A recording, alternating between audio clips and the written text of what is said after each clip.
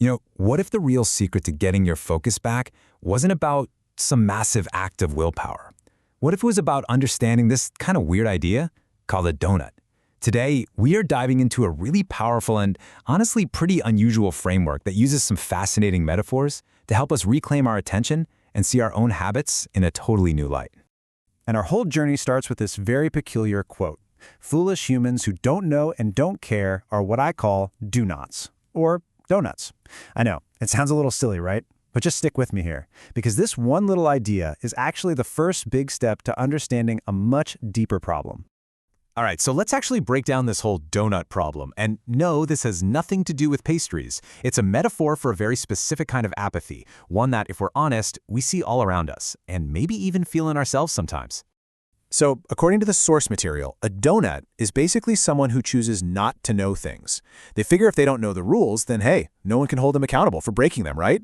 It's this whole mindset built around willful ignorance. And this really gets to the core of it.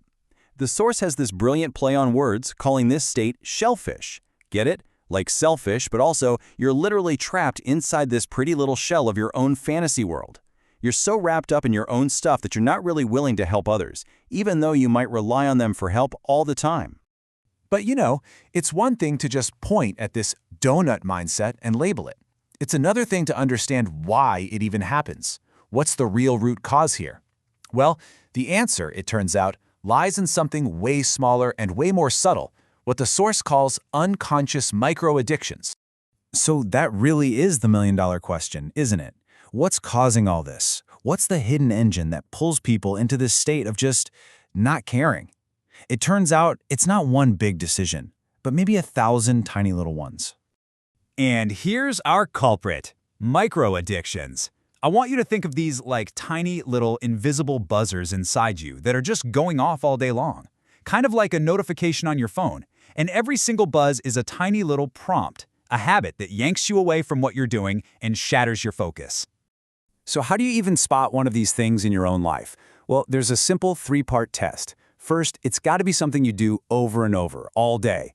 Second, it consistently breaks your concentration, even for a second. And third, and this is really the key, it seems completely 100% harmless. I mean, just think about it for a second. Constantly checking your phone for the weather, bouncing your leg under the desk, tapping your fingers, mindlessly scrolling through a social media feed when you're not even looking for anything. They all feel so small, so meaningless. But every single one is a little buzz, a tiny little crack in your foundation of focus. And when you add up all of these little buzzes, all these tiny interruptions, they lead to a much, much bigger question. If we're constantly being pulled in a million directions by these unconscious habits, then who is actually in control? Suddenly the stakes get incredibly high. We're not just talking about bad habits anymore. We're talking about your personal sovereignty. Now this is a really tough idea to grapple with.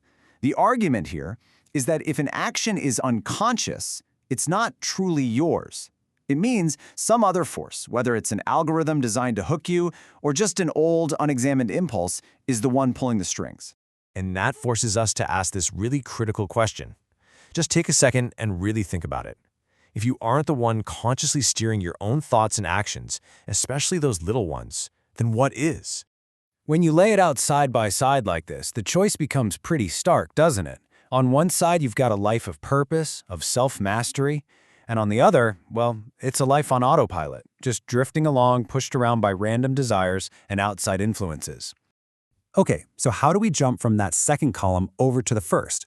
Well, the path forward is framed as this really empowering act. It's all about claiming your inner territory. This isn't about punishing yourself, it's about taking ownership. I just love this metaphor. I mean, imagine your mind, your body, your thoughts. Imagine all of it as a piece of land. The path to self-mastery is about consciously deciding to be the ruler of that land, to claim it, to care for it, and to be in control of it. Because if you don't claim that territory, you're essentially abandoning it. The source says it's like letting go of the steering wheel while you're driving, or trying to ski down a mountain without any control. You're basically just inviting chaos in, letting any old influence wander right through your personal borders. So, what is the reward for all this hard work, for claiming your territory and tuning out the buzz? Well, the source offers this really beautiful and, a little metaphysical concept that helps us actually visualize our progress. They're called care rings. Just imagine these glowing, concentric bands of light that surround your soul, almost like the rings of a tree. The idea is that they grow and get brighter with every virtuous choice you make, literally storing your achievements and reflecting your inner growth. And check this out. It gets even more detailed. Different virtues are said to have different vert hues, or colors. So selfless acts of caring might grow a pinkish ring, while gaining wisdom and knowledge could expand a yellowish one. Your good actions literally visibly shape the kind of light that you carry inside. So the most important thing to remember here is that this is all a dynamic process. You are not a fixed thing. Your soul is always evolving, and every single choice you make, every thought, every feeling, every little action, it all matters. Nothing gets wasted. And at the end of the day, the goal isn't to suddenly achieve perfect, flawless self-control. It's not about becoming a saint overnight. The real journey is much simpler and way more profound. It's just about waking up, a little bit more, every single day.